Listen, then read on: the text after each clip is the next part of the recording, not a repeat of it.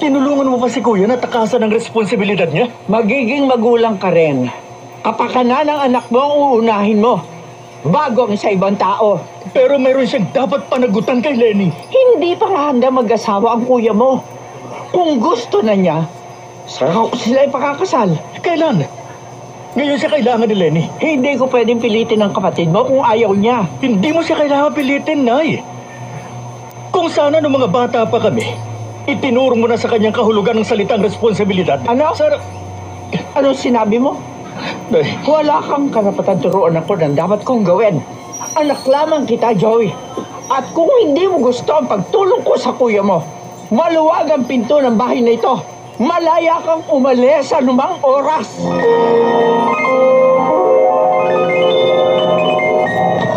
Kaibigan, ating balikan ang dulang Ikaw Lamang sa Buhay Ko. Love Story. Mang Doming.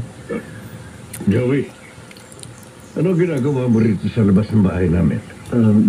Gusto ko lang kayong makausap pero narinig kong lahat ng sinabi niyo tungkol kay Kuya.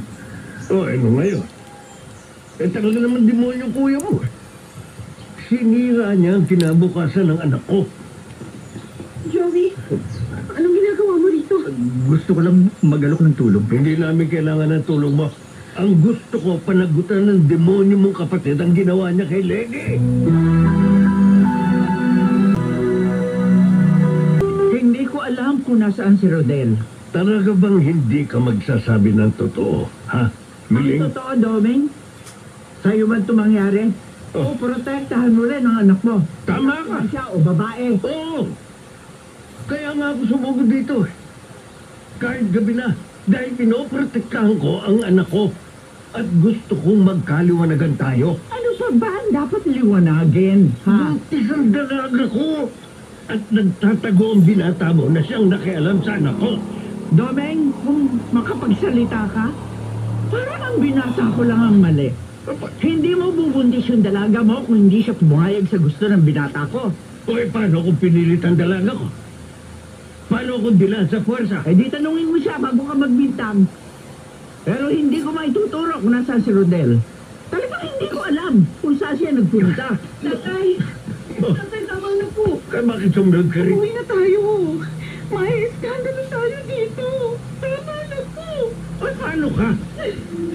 Hahayaan na lang natin ang ginawa ni Rodel sa'yo? Tatay. Hindi ako papayag na basta na lang tayo tumahimik. Ikaw ang agrabyado!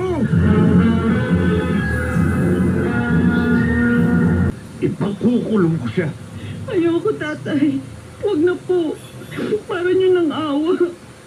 Kung mahal mo talaga ako, tulungan mo na lang po ako. Ayoko ng gulo. Ayoko po ng iskandalo.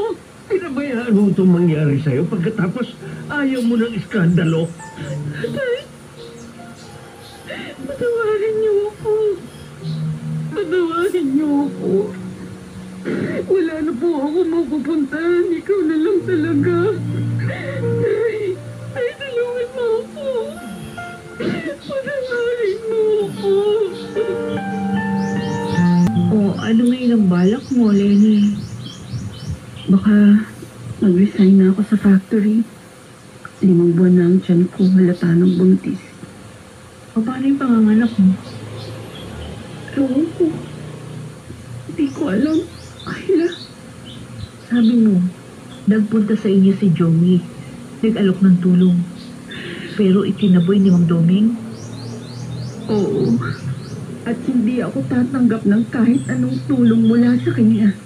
Gusto mong habulin si Rodel pero ayaw mo naman tumanggap ng tulong mula kay Joey. Lenny, hindi ito ang panahon para magmalaki ka. Makakanak ka na. At hindi biro ang gastos, ha? Kung ayaw magpakita sa ni Rodel, tanggapin mo yung tulong ni Joey. Total, kapatid naman siya ng lukulukong yun. Mabuti nga, isa sa pamilya niya yung nag-alok ng tulong.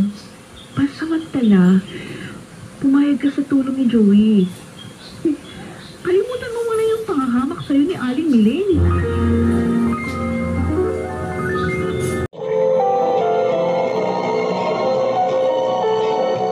Samantala, ang mga bituin ng radyo na nagsaganap sa ating dula ay sina Jenaline de la Cruz, Bobby Cruz, Susan Robles, Lionel Benjamin, Rosana Villegas, at si Maynard Landicho Jr.